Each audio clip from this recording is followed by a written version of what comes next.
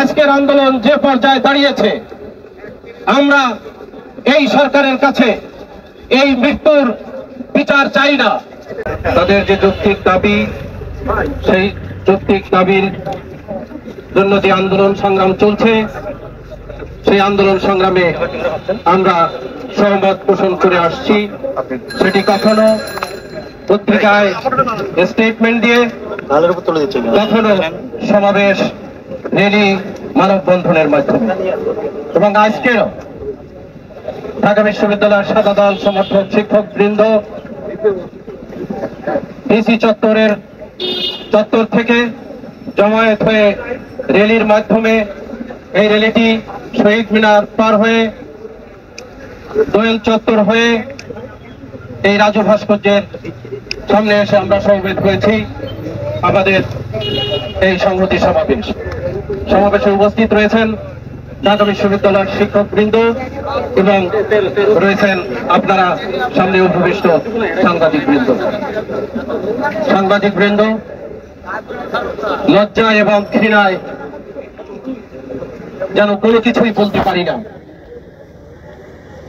কেননা স্বাধীন বাংলাদেশে যতগুলো গণতান্ত্রিক আন্দোলন হয়েছে বা স্বাধীনতার পূর্বে স্বাধীনতা যুদ্ধ ব্যথিত এক সময় এতগুলো প্রাণ, বিশেষ করে ছাত্রছাত্রীরা, শিশুরা, পথচারীরা মারা গিয়েছে, এরকম নজির বাংলাদেশে নেই।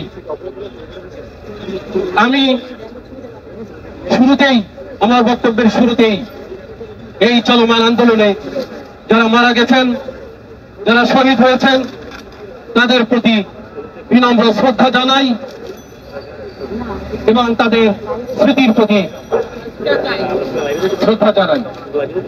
বন্ধুগণ, নির্যাতন বিরোধী এই আন্দোলন ছাত্রদের একটি যৌক্তিক আন্দোলন এবং আজকের এই আন্দোলনটি এই জায়গায় এসে পৌঁছেছে শুধুমাত্র সরকার এবং সরকারপন্থী মন্ত্রীদের এই আন্দোলনের প্রতি, ছাত্রছাত্রীদের প্রতি নানা ধরনের কটাক্ষ, তুচ্ছ তাচ্ছিল্য করার মধ্য দিয়ে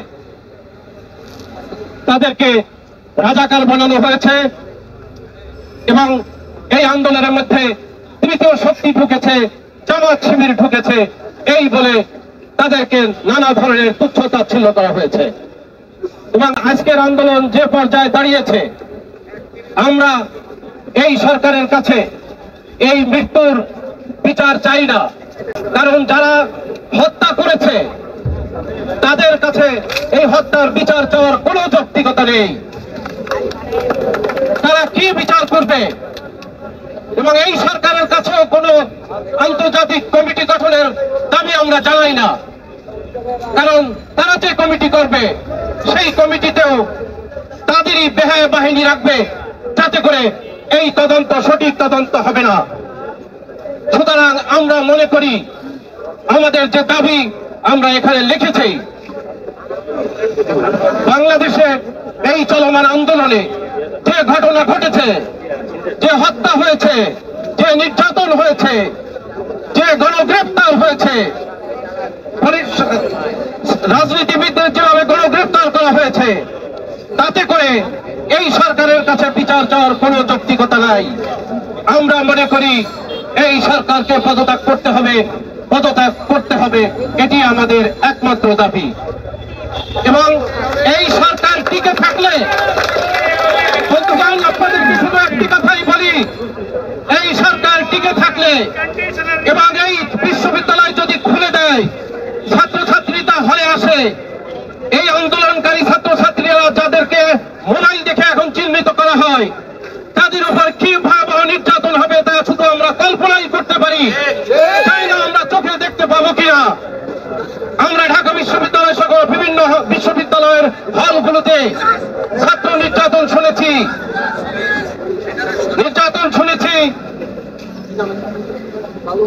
ক্লাসরুম কালচার নামে নির্যাতন করা হয়। কিন্তু আমরা ভাবতে পারি আগামী দিনে হয়তো ক্লাসরুম কালচারের নামে নির্যাতন থাকবে না, নির্যাতন হয়ে যাবে আয়নাঘর নির্যাতন।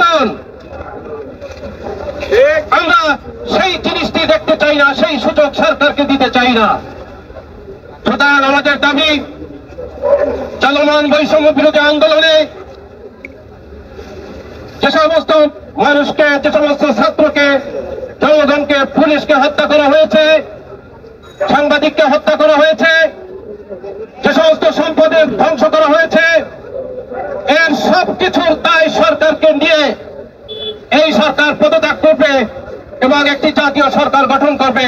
সেই জাতীয় সরকারের দাবি হবে গণমানুষের দাবি, একটি নিরপেক্ষ নির্দলীয় সরকারের অধীনে নির্বাচন দিয়ে জনগণের সরকার প্রতিষ্ঠা করা। আজকের এই সমাবেশে উপস্থিত হয়ে আরেকটি কথা বললেই নয়, আমরা শুনতে পেরেছি একটি কমিটি করে দিয়েছে সরকার। সেই কমিটি নাকি আলোচনা করবে ওই এই আন্দোলনের সমন্বয়কারীদের সঙ্গে।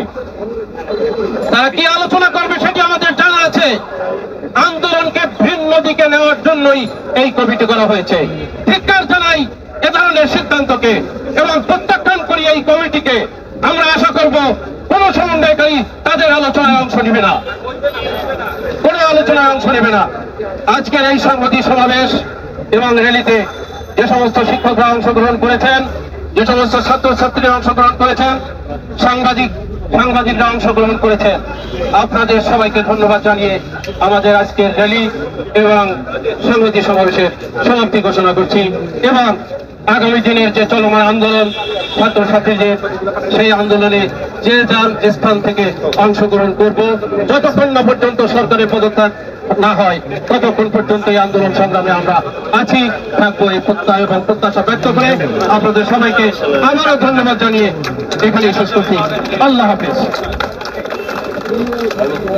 সম্মানিত সাংবাদিকবৃন্দ, আপনাদের একটা ঘোষণা আছে। আগামীকাল অপরাজয় বাংলার পাদদেশে শিক্ষক সমাজের 11টার দিকে একটা মানববন্ধন আছে, আর বিজনেস ফ্যাকাল্টি 12টার দিকে একটা মানববন্ধন আছে। আপনারা সবাই আসবেন, সবাইকে আবার বিনোদন জানাচ্ছি। আগামীকাল অপরাজয় বাংলার পাশে 12টায় এবং 11টায়।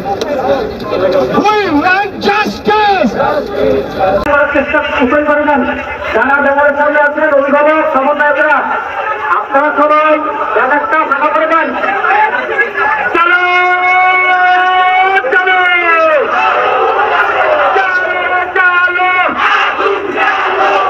চলো একসাথে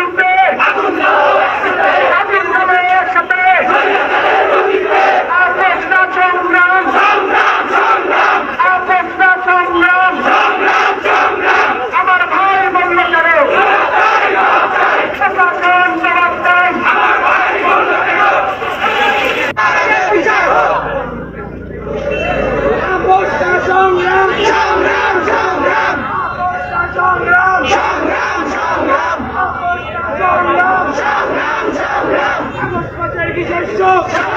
বিচার